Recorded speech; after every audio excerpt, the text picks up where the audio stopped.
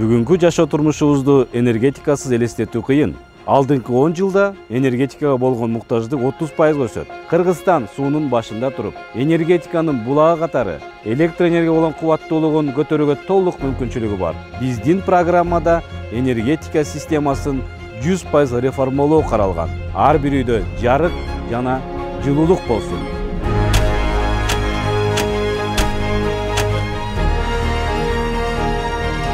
Мекеним Кыргызстан, ааламга жарык чачкан жаркын өлкөнү бирге куралы.